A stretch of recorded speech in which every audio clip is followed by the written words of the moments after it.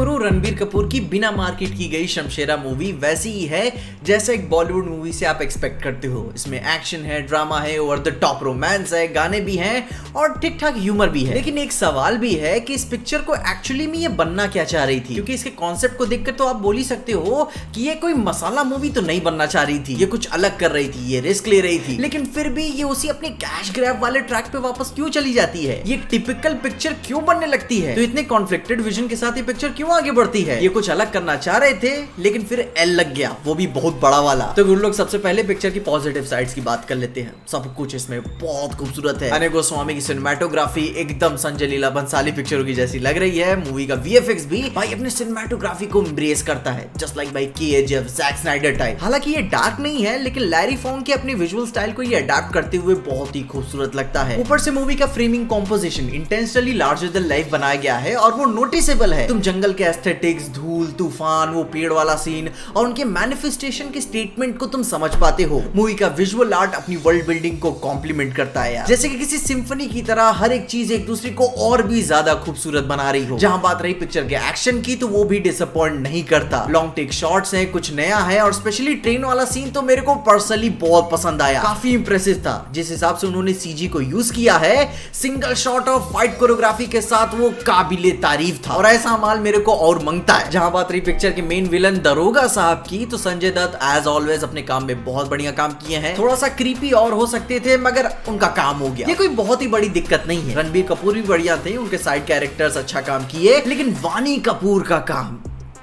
गुरु अब यहां से बात करते हैं पिक्चर की कमियों की। अब गुरु अगर मेरे पुराने व्यूअर्स हो तो मेरी ये बात जरूर जानते होंगे कि मैंने ये बात कई बार कही है कि कभी कभी कोई किरदार इतना खूबसूरत हो जाता है कि आप ये भूल जाते हो कि वो कितना बुरा काम करता है, जो कि सोना की केस में यही था। लेकिन यहाँ बहुत ही बड़ा अटपटा सा फीलिंग होता है, क्योंकि एक तो जहां पर अपने कैरेक्टर अपनी लाइफ चेंजिंग एक्सपीरियंस से गुजर रहे हैं, दूसरी जगह उसका अपनी ठरक भी एकदम ऊपर चढ़ी हुई है, लेकिन एटलीस्ट वो कन्विंसिंग होना चाहिए और ऊपर से सबसे बड़ी बात टाइम के साथ रेलेवेंट होना चाहिए। सोना की हरकतें देख के फील होता है कि she is freshly imported from 21st century. Picture आजादी से पहले 1800 में बनी हुई है, कुछ भी कन्विंसिंग उसके बारे में नहीं लगता। मैं कभी बोलता नहीं मगर इस तरह की पिक्चरों में सेक्सीनेस को क्यों एम्पलीफाई करते हो, और जब कांड हो गया तो आपको फील हो जाता है कि they are using their outdated logic to actually desperately sell the movie. क्योंकि पिक्चर अपनी ऑब्वियस कमियों के साथ आगे चलती ही रहती है, बाकी सब भी ठीक चलता रहता है, लेकिन जब ये सामने आती है मैं कंफ्यूज हो जाता हूँ कि ये गुलामी के टाइम की पिक्चर है ना, क्योंकि सोना की हरकतें बहुत ही ज्यादा मॉडर्न है। पता नहीं कौन सा माल फूका था कास्टिंग डायरेक्टर ने, उसके ऊपर से भाई इसका कैरेक्टर डिजाइन जिसे पिक्चर की one of the biggest flaws में से एक गिनता हूं, बिगेस्ट। और उसके ऊपर से भाई वानी के फैन और या फिर वानी अगर आप ये वीडियो देख रही हैं तो मेरे दिल में आपके लिए कोई हेट नहीं है, सो नो हार्ड फीलिंग्स। लेकिन इस बार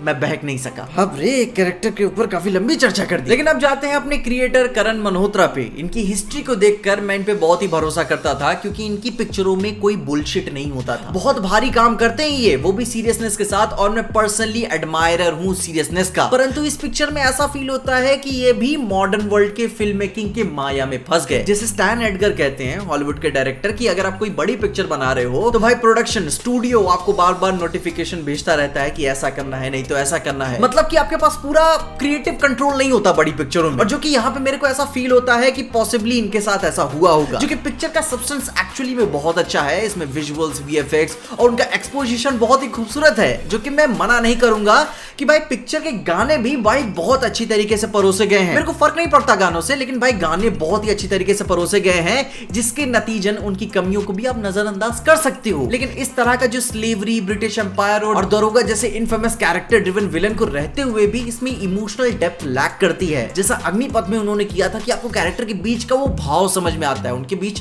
काफी अच्छी खासी बॉन्डिंग होती है, और यही चीज इस पिक्चर में डेवलप होते नहीं दिखती, जिसके कारण कैरेक्टर जब ग्रीव कर रहे होते हैं, जब धोखा दे रहे होते हैं या फिर बर्बाद हो चुके होते हैं, उसके बाद का वो सन्नाटा, कैरेक्टर के साथ स्ट्रगल, वो फील नहीं होता, वो दिखाया ही नहीं गया इसमें। उसको पिक्चर ने टाइम नहीं दिया, जिसकी वजह से ये कुछ खास फर्क महसूस नहीं होता। क्लाइमेक्स जब अपने फाइनल फेज पे आता है तो काफी सारी चीजें प्रेडिक्टेबल हो चुकी होती है और कुछ बहुत ही चूतिया सीन्स भी है। खैर फिर भी कोई हार्ड फीलिंग्स नहीं है, एक टिपिकल बॉलीवुड मूवी बनना नहीं चाहती थी ये, मगर फिर भी बन जाती है। पिक्चर फॉर श्योर तुम एंजॉय करोगे होंगे, मैंने भी किया, लेकिन बड़ी अटपटी सी गलतियां हैं कि मतलब ऐसा कैसे कर सकते हो। करण मल्होत्रा एक विजनरी काम बनाना चाह रहे थे, इसे एक आईपी बना सकते थे, लेकिन माया में फंस गए। चला चुकी है, लोग देखेंगे, देख के निकल जाएंगे और भूल जाएंगे। इसे यह बात कह सकते हो कि पिक्चर टिपिकली अच्छी है, लेकिन इमोशनली कोई वेट नहीं है, मसाला जरूर है। या फिर यह भी हो सकता है कि मेरा ही दिल पत्थर का है। क्या तुम अपनी ओपिनियंस बताओ, तुम अपने एक्सपीरियंसेस बताओ कि तुम्हें ये पिक्चर कैसी लगी। और इन सारी बातों के साथ साथ मैंने थॉर लव एंड थंडर के ऊपर भी कई सारी वीडियोस बनाई हैं, जिनमें से एक ये है, और तुम अपनी ओपिनियंस जरूर बताना शालीनता पूर्वक से। तब तक के लिए देखते रहिए पीजे एक्सप्लेन।